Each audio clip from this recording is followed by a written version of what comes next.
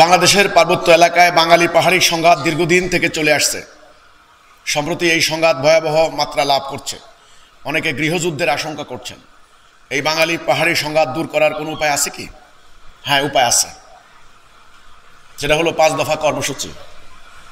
আজকে আমাদের সরকার, interim government, তারা রাষ্ট্র সংস্কার করার জন্য উদ্যোগ নিয়েছেন। আমাদের আজকের সমাবেশের মূল থিম প্রতিপাদ্য রাষ্ট্র সংস্কার, ইসলামের ভূমিকা। ইসলাম একটা বিশ্বজনীন জীবন ব্যবস্থা, এটা আদর্শ যেটা প্রমাণিত হয়েছে, পরীক্ষা নিরীক্ষা পর্যবেক্ষণ হয়েছে, এক্সপেরিমেন্ট হয়েছে। এটা শুধু তত্ত্ব নয়। রাসূল আকরাম সাল্লাল্লাহু আলাইহি ওয়াসাল্লাম সংকট কিভাবে মোকাবেলা করা যায়, সর্বরকম সংকট তিনি আল্লাহর দেওয়া দিন দিয়ে প্রমাণ দিয়েছেন। আজকে পার্বত্য চট্টগ্রাম নতুন করে একটা গোষ্ঠী বাংলাদেশকে টুকরা করতে চায়।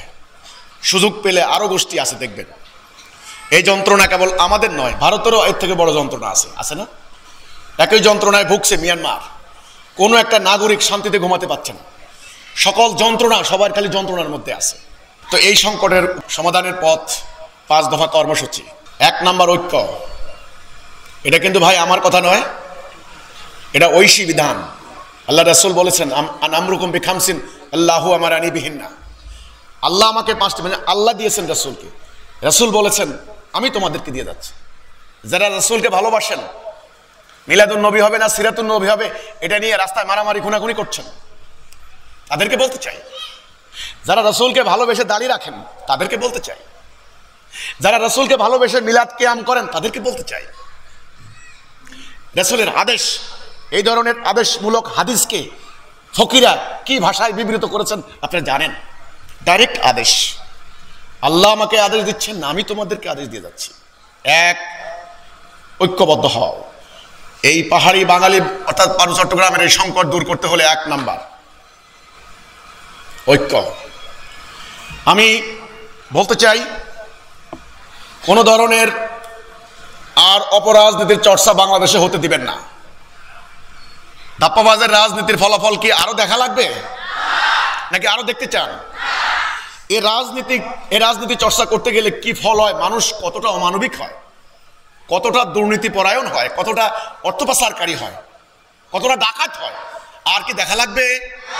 কতটা মিথ্যাবাদী হয়, কতটা প্রতারক হয়, আর কি দেখতে চান?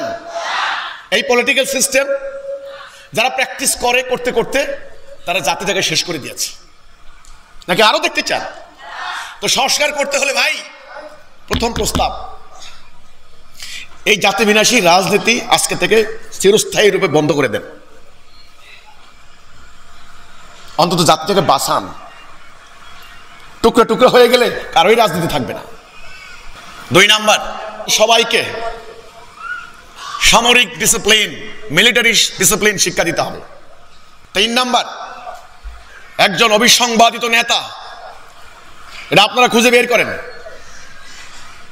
যিনি জনগণকে রেখে পালিয়ে যাবেন না, যিনি তার কর্মী বাহিনীকে শত্রু মুখে ছেড়ে দিয়ে পালিয়ে যাবেন না, যিনি শুধু আল্লাহকে ভয় করেন। রাসূল আকরাম সাল্লাল্লাহু আলাইহি ওয়াসাল্লাম এবং ওনার জলিল কাদর সাহাবী এবং খোলাফায়ে রাশিদুন খেয়াল করুন। হযরত ওমর ইবনে খাত্তাব, হযরত আবু বকর, হযরত ওসমান ইবনে আফফান, এই সমস্ত সাহাবী, হযরত আলী ইবনে আবু তালিব, খেয়াল করুন। সেই এরকম নেতা চাই। 3 নাম্বার, আনুগত্য করবেন, সেই নেতার আনুগত্য হবে পুরো জাতি, শর্তহীন, প্রশ্নহীন, দ্বিধাহীন চিত্তে। আনুগত্যের মধ্যে কোনো প্রশ্ন চলবে না। হ্যাঁ, কোনো প্রবলেম থাকলে বলেন তাকে যে তোমার এই প্রবলেম, কিন্তু আনুগত্য করতে হবে। 4 নাম্বার, যাবতীয় অন্যায় থেকে নিজেদেরকে মুক্ত করতে হবে, এটা হিজরত শরীয়তের ভাষায় বলে। 5 নাম্বার, সবাই জানমাল দিয়ে লড়াই করার জন্য প্রস্তুতি নিতে হবে। এটার নাম ইসলামের ভাষায় বলে জিহাদ, কোরআনের ভাষায় কি বলে? জিহাদ। ওই অন্য মানুষের সঙ্গে আমার মত মিলে না, তার মাজার মসজিদ ভেঙে দেওয়া, এটা জিহাদ নয়। আল্লাহর দ্বীন প্রতিষ্ঠার জন্য সংগ্রাম একদম নিঃস্বার্থভাবে, এটার নাম জিহাদ। এই 5 দফা কর্মসূচি। যিনি প্রশ্ন করেছেন, পার্বত্য চট্টগ্রামের এই সংকট মোকাবেলা শুধু পার্বত্য চট্টগ্রামের সংকট নয়, সকল সংকট মোকাবেলা করার জন্য লাগবে 5 দফা কর্মসূচি। আচ্ছা বলেন তো, এই কর্মসূচি কি পরিবার পরিচালনার কর্মসূচি? এটা কি পরিবার পরিকল্পনা? এটা কি কোম্পানি পরিচালনা কর্মসূচি? এটা হলো একটা জাতি পরিচালনার কর্মসূচি। রাসূলুল্লাহ কি খালি নবী ছিলেন না রাষ্ট্রপ্রধান ছিলেন? নবীও ছিলেন, রাষ্ট্রপ্রধানও ছিলেন। তিনি আল্লাহর রিসালাত মানুষকে বলেছেন, তিনি সেনাবাহিনীও পরিচালনা করেছেন, তিনি বিচারপতিও ছিলেন, তিনি বিচারক ছিলেন আল্লাহর বিধান দ্বারা। কাজেই রাসূলকে শুধু আপনি ইয়া নবী সালামু আলাইকা বলে সালাম দিবেন, রাসূল যে রাষ্ট্র পরিচালনা করেছেন যেই নীতিতে, সেটা করবেন না। রাসূল যেই নীতিতে সেনাবাহিনী পরিচালনা করেছেন সেই নীতিতে সৈন্য পরিচালনা করবেন না।